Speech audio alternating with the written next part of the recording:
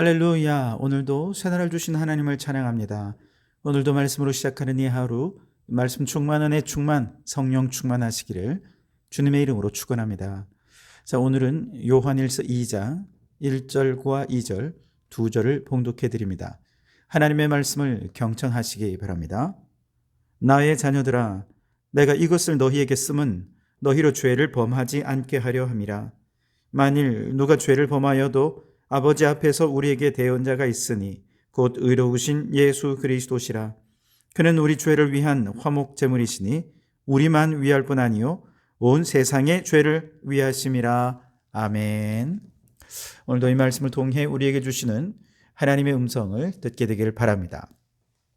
어려서부터 깡패로 살아오면서 감옥을 재짓 드나든 그런 한 남자가 있습니다. 그런데 그런 나쁜 남자에게는 그를 정말로 사랑하는 한 여자가 있었습니다.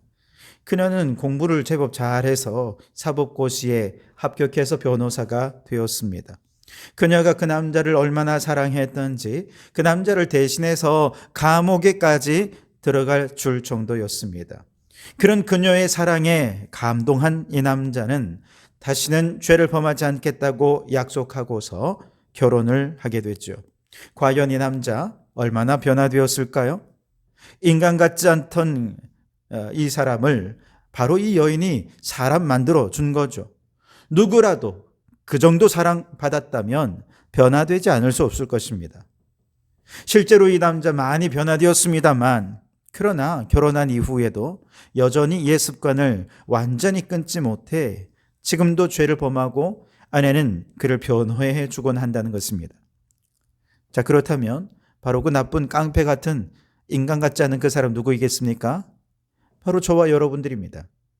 그리고 그 사랑 많은 여자는 누구입니까? 예수 그리스도이시죠. 예수님은 우리를 너무 사랑하셔서 죄 많은 우리를 위해 십자가에 죽으시면서 우리 죄를 대속해 주기까지 하셨습니다. 그 사랑에 감동한 우리들은 예수님과 결혼하게 되었고, 예수님을 믿으면서 우리의 삶은 정말 이제 조금 사람이 되어갈 수 있게 된 것이죠.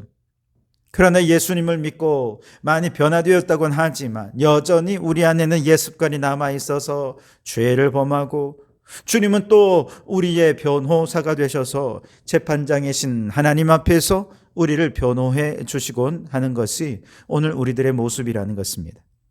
오늘 1절을 보시면 나의 자녀들아, 내가 이것을 너희에게 쓰면 너희를 죄를 범하지 않게 하려 함이라.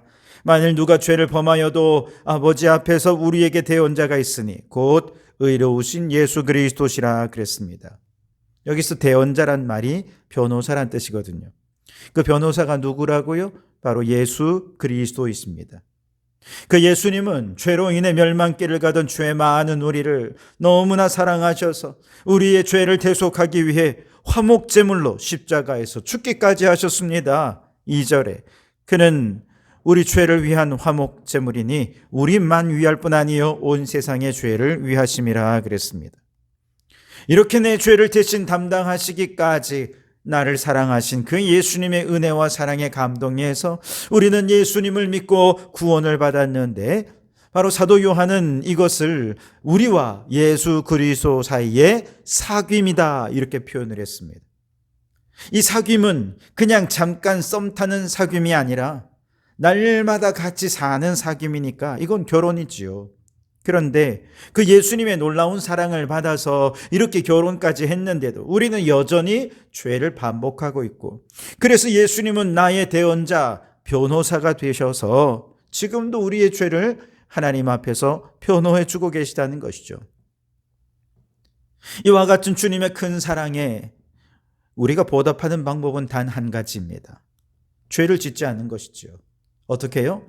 하나님의 말씀을 잘 지키는 것이죠. 3절과 4절에 보시면 우리가 그의 계명을 지키면 이로써 우리가 그를 아는 줄로 알 것이요 그를 아노라 하고 그의 계명을 지키지 아니하는 자는 거짓말하는 자요 진리가 그 속에 있지 아니하되 그랬습니다.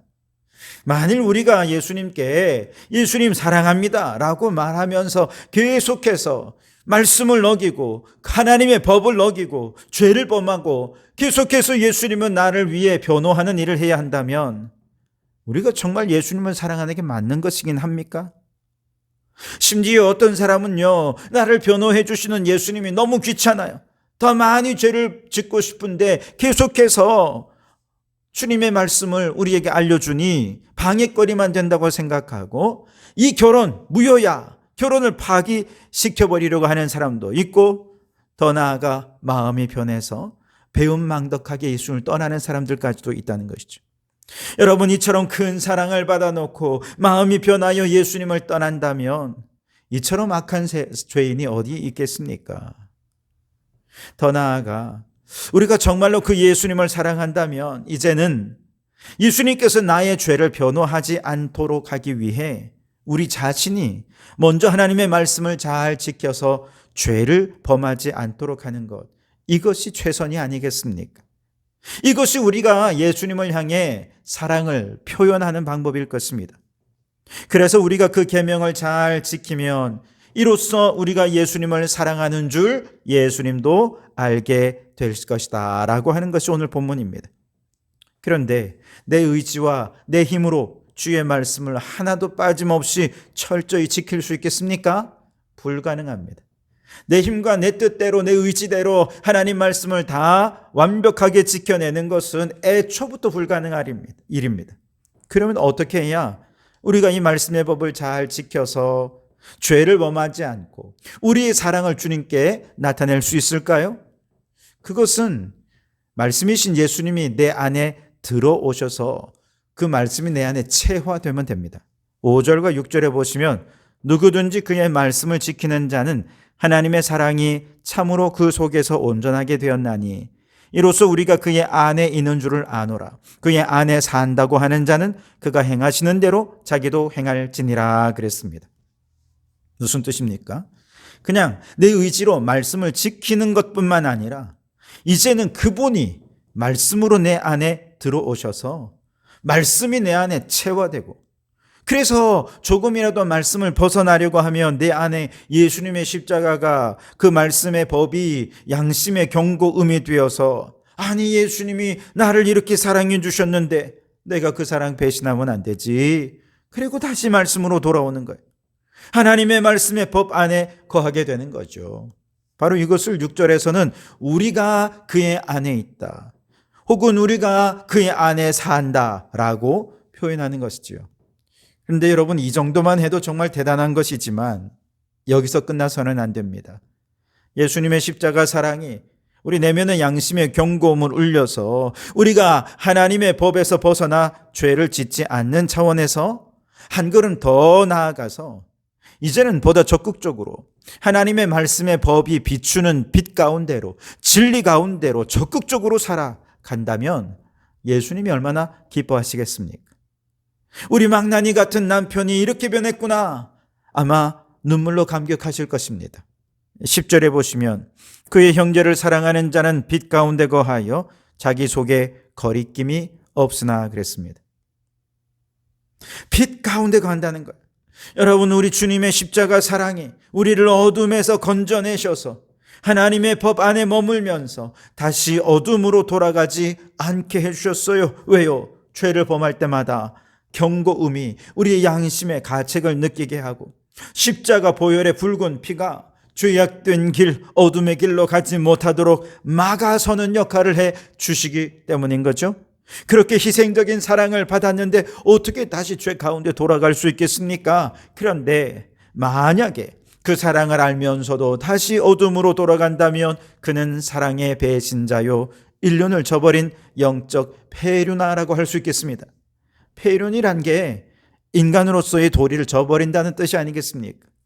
나 같은 죄인을 인간 만들어준 주님의 사랑을 저버리고 다시 죄악의 어둠 속으로 되돌아가 버린다면 이런 사람은 인간의 도리를 모르는 폐륜아요, 사랑을 주는 것도 아까울 정도로 가망 없는 절망적인 사람일 것입니다.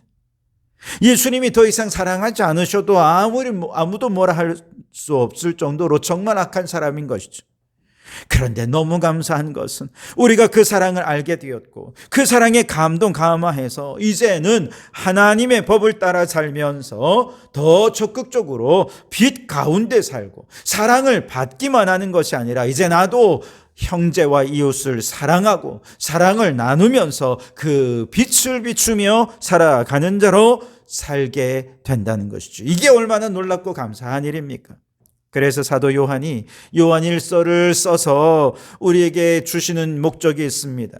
이 놀라운 주님의 사랑으로 우리가 예수님과 결혼한 사이다 라고 하는 것을 알려주시고 예수님은 지금도 우리의 대언자 변호사가 되신다 라고 하는 것을 알려주시는 이유가 뭐냐? 첫째는요, 1절에서 그랬던 것처럼 다시는 하나님의 법을 떠나 죄를 짓지 않도록 하기 위해 이 사실을 알려준다는 것. 둘째는 보다 적극적으로 진리의 빛, 말씀의 빛 가운데 살면서 형제와 이웃을 사랑하며 살도록 그 빛을 비추며 살도록 하기 위해 요한 1서의 서신을 기록한다는 겁니다. 바로 이러한 내용들을 사도 요한은 신앙의 영적인 단계에 따라 영적인 자녀, 영적인 청년, 영적인 아비들 이렇게 나누어서 다시 설명을 하는데요. 12절, 13절에 보시면 자녀들아 내가 너희에게 쓰는 것은 너희 죄가 그의 이름으로 말미암아 사함을 받았으며 아비들아 내가 너희에게 쓰는 것은 너희가 태초부터 계신 이를 알았으며 청년들아 내가 너희에게 쓰는 것은 너희가 악한 자를 이기었음이라 그랬습니다. 여러분, 예수님을 믿고 처음 구원을 받은 성도들을 영적인 자녀다 그렇게 말을 하죠. 이들은 이제 막 죄사함 받고 구원받았다는 사실을 확인하고 그 믿음 위에 서기 위해 애를 쓰는 사람들입니다.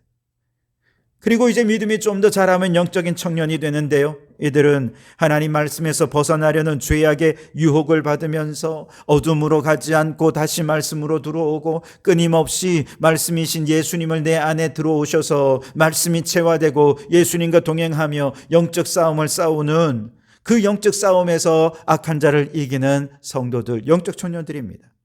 그리고 그 영적 싸움에서 이기는 성도들이 더 자라나면 영적 아비가 되는데요.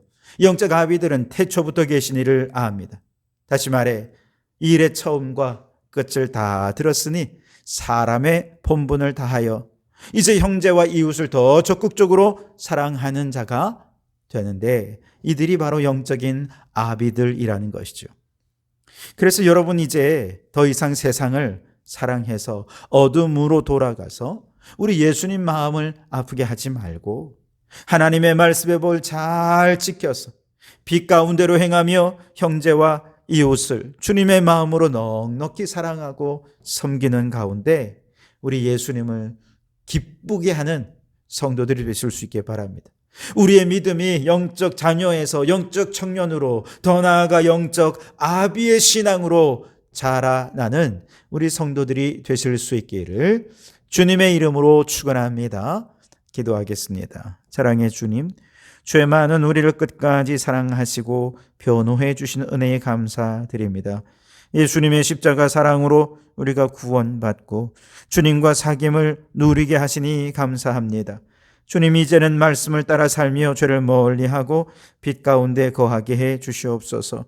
우리 안에 말씀으로 임재하셔서 늘 경고하시고 다시 주님의 길로 돌아오게 도와주시옵소서.